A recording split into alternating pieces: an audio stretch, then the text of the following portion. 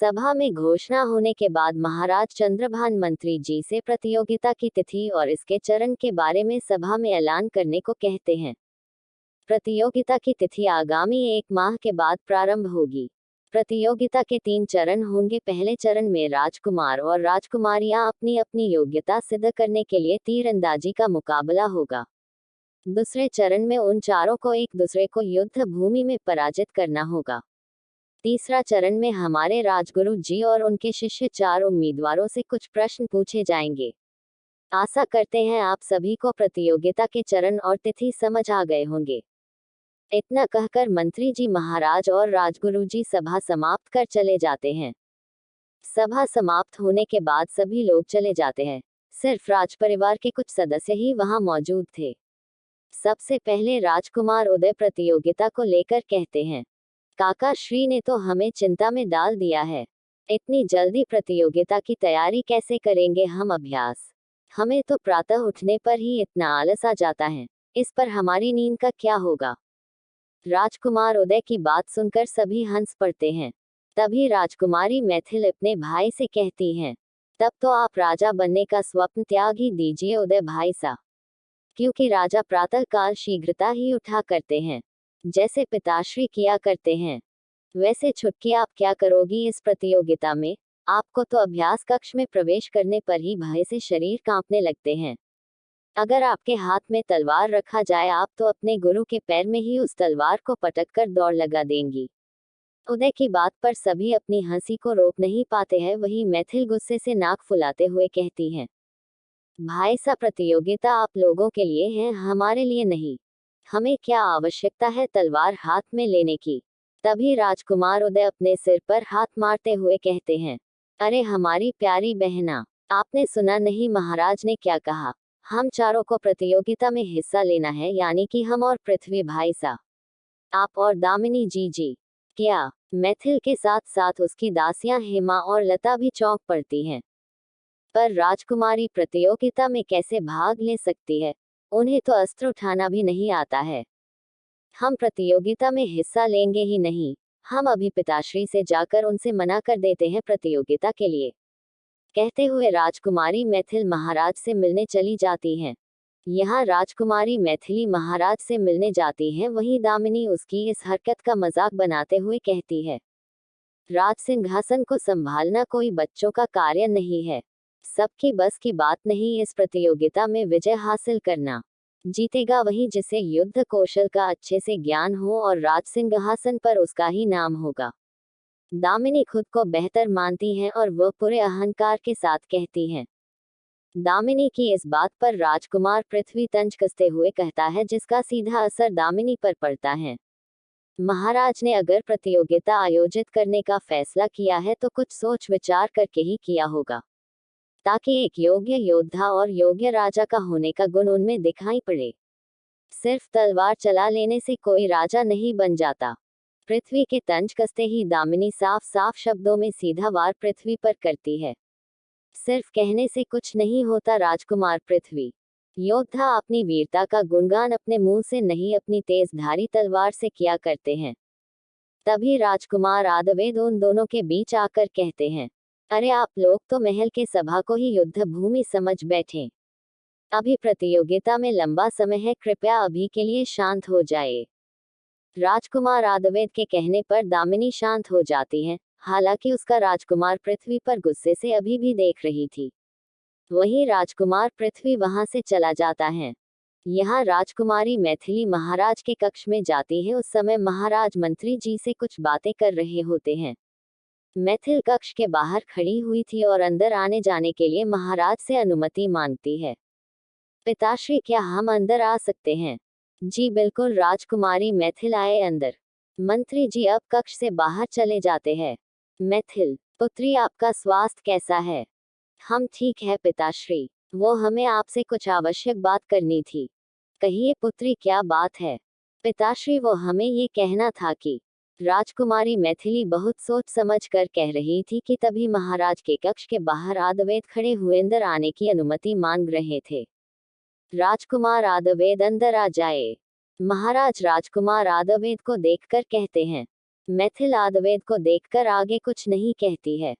क्षमा चाहते हैं महाराज, लगता है हम गलत समय पर आ गए हैं। राजकुमारी मैथिल आपसे कुछ कहना चाह रही थी।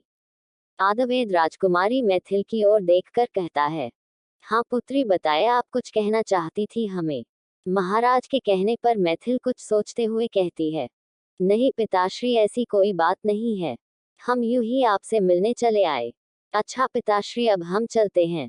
राजकुमारी मैथिली महाराज को आदवेद के सामने प्रतियोगिता वाली बात नहीं बताती है और वहां से चली जाती है। महाराज के कक्ष के बाहर हेमा और लता दोनों ही राजकुमारी मैथिली का इंतजार कर रही थी। तभी वो मैथिली को आता हुआ देख हेमा और लता मैथिल से कहती हैं, क्या हुआ राजकुमारी जी, महाराज से बात हो गई? आपने उन्हें प्रतियोगिता में हिस्सा न लेने की बात कह दी। नहीं हेमलता, हमारी बात पिताश्री से हो ही नहीं पाई। हम नहीं बता पाए उन्हें कि हम इस प्रतियोगिता में भाग नहीं लेना चाहते हैं। राजकुमारी मैथिली बहुत उदास होकर कहती हैं कि तभी पीछे से कोई उनसे प्रश्न करता हुआ कहता है, पर ऐसा क्यों राजकुमारी मैथिली? वो राजकुमार आदवेद था जो राजकुमारी मैथिली की ओर चलता हुआ आ रहा था। राजकुमार को आते हुए देख हेमा और लता दोनों वहां से चली जाती हैं।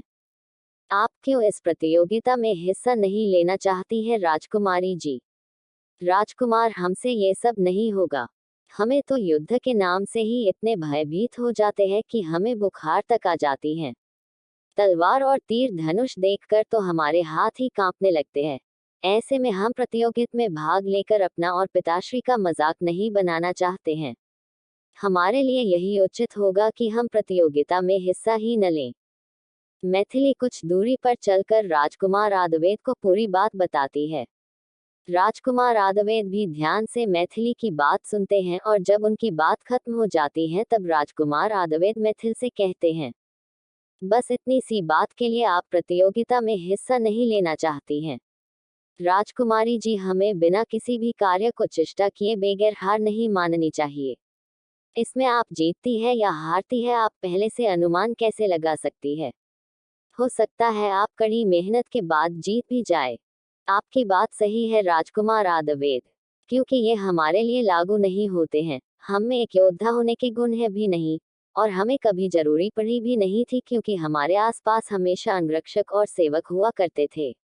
और रही बात राज सिंहासन की, पृथ्वी भाईसा और दामिनी जी के होते हुए हम राज सिंहासन के विषय में सोच भी कैसे सकते हैं? वो हमसे बड़े हैं, उन्हें हमसे ज्यादा ज्ञान और सामर्थ्य है। उनसे बेहतर राज सिंहासन जैसे बड़े दायित्व पिताश्री के बाद और कोई नहीं संभाल सकता है। किंतु राजकुमारी जी, आपने एक बार विचार किया है, अगर महाराज को आप प्रतियोगिता में हिस्सा न लेने की बात बताती है तो उन्हें इस बात का डर भी हो सकता है। वो मान तो जाएंगे आपकी बात, किंतु उनकी नजरों में आप एक कमजोर पुत्री कहलोगी। और जहां तक हमें पता है, महाराज अपनी पुत्रियों को कभी कमजोर नहीं पड़ने देते हैं। अब आप खुद ही सोचिए, आपको अपने पिताश्री की एक कमजोर पुत्री बनकर रहना है या उनके लिए बहादुर और गर्व का अनुभव करना है? आप राज सिंहासन के लिए प्रतियोगिता का विचार त्याग दीजिए, आप केवल अपने पिताश्री के विषय में सोचिए। उन्हें कितना गर्व महसूस होगा जब आप प्रतियोगिता में हिस्सा लेंगी। राजकुमार आदवेद की बात राजकुमारी मैथिली गौर से सुनती हैं और कुछ क्षण शांत हो जाती हैं। राजकुमार आदवेद की बात राजकुमारी कुछ देर शांत होकर अपने मन में विचार करती है और फिर राजकुमार आदवेद से कहती हैं, हमें कुछ आवश्यक कार्य है राजकुमार, हमें चलना होगा। राजकुमारी मैथिली के प्रतियोगिता के विषय में कुछ नहीं कहती है। राजकुमार को यह उम्मीद नहीं थी। तभी वो जाती हुई राजकुमारी मैथिली को पीछे से कहा, राजकुमारी जी, अगर आपकी हाँ हुई तो हम आपके प्रतियोगिता के लिए अभ्यास शुरू कर देंगे। हम आपकी प्रतीक्षा महल के बगीचे में करेंगे। राजकुमार आदवेद की बात सुनकर मैथिल कुछ क्षण के लिए रुकी जरूर थी, तभी बिना कोई जवाब दिए ही वहां से चली जाती हैं। हमें पता है राजकुमारी, आप जरूर आएंगी कल। राजकुमार आदवेद मन ही मन कहता है। महाराज इस समय कुछ क्षण के लिए आंख बंद किए विश्राम कर रहे थे। तभी राजकुमारी दामिनी उनके कक्ष में आती हैं। महाराज को विश्राम करता हुआ देख दामिनी कक्ष से बाहर जाने लगी, तभी महाराज उन्हें रोक लेते हैं। पुत्री दामिनी, आप कब आई? बस कुछ क्षण पहले ही। आप विश्राम कर रहे थे पिताश्री, फिर हमारा आना आपको कैसे ज्ञात हुआ? दामिनी महाराज को अचानक से जागता हुआ देख कहती हैं, आपकी आहट से ही हमें ज्ञात हो चला था कि आप ही हो। महाराज के चेहरे पर सौम्य मुस्कान थी। उचित है, आप विश्राम कीजिए, हम बाद में आते हैं। दामिनी महाराज से कहती हैं, क्या बात है पुत्री, आप कुछ कहना चाहती हो हमसे? महाराज राजकुमारी दामिनी की ओर देखकर कहते हैं, जी पिताश्री, कहना हम बहुत कुछ चाहते हैं। दामिनी कुछ क्षण के बाद कहती हैं, कहिए पुत्री, आप क्या कहना चाहती हैं? पिताश्री, आपने राज सिंहासन के लिए प्रतियोगिता का आयोजित क्यों करवाया? आप तो बिना प्रतियोगिता के ही राज सिंहासन की घोषणा कर सकते थे, क्योंकि इस राज सिंहासन पर तो आपके बाद हमारा ही अधिकार है। नहीं पुत्री, राज सिंहासन पर केवल आपका ही नहीं, राजकुमार पृथ्वी, रामकुमार उदय और राजकुमारी मैथिल का भी अधिकार है। आप सब हमारी संतान है, फिर हम किसी एक के साथ न्याय कर दूसरी संतान के साथ अन्याय कैसे कर सकते थे? पिताश्री, फिर ये निर्णय लेने से पूर्व आपने हमसे इस विषय में कुछ बताया क्यों नहीं? आप हमेशा से सभा में होने वाली घोषणा हमारे साथ सलाह करने के पश्चात ही सभी में घोषणा करते हैं, फिर इतना बड़ा निर्णय लेने से पूर्व आपने हमें कुछ नहीं बताया। दामिनी महाराज पर सवाल खड़े कर रही थी।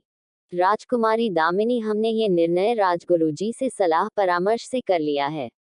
इसमें आपको या पृथ्वी को भी कोई जानकारी नहीं दी गई थी, क्योंकि हमें ये निर्णय गुप्त रखने थे और आगे भी प्रतियोगिता के लिए जो भी निर्णय लिए जाएंगे वह गुप्त ही रखे जाएंगे। इस समय महाराज की आवाज गंभीर हो जाती है। उचित है महाराज, कहते हुए दामिनी अपनी मुठिया भींचकर महाराज के कक्ष से बाहर चली जाती हैं। महाराज उसे गुस्से में जाते हुए देखते हैं। बस इसी बात का तो हमें डर था, हमारी पुत्री हमसे दूर न हो जाए। महाराज के दिल को आहत होती है, वो दुखी होकर रह गए थे। यहाँ राजकुमारी मैथिली राजकुमार आदवेद की बात पर सोचती है। एक तरफ उसका मन डर रहा था प्रतियोगिता में भाग लेने से, दूसरी ओर जब आदवेद की बात याद करती है तो उनके मन से डर धीरे धीरे जाने लगा था, पर एक निष्कर्ष पर वो नहीं पहुंच पा रही थी। पूरी रात वो यही सोचती रही कि कब सोचते हुए उसकी आंखें नींद से बंद हो गई, उसे पता भी न चला। अगले दिन राजकुमार आदवेद सुबह ही महल के बगीचे में राजकुमारी मैथिली का इंतजार कर रहा होता है।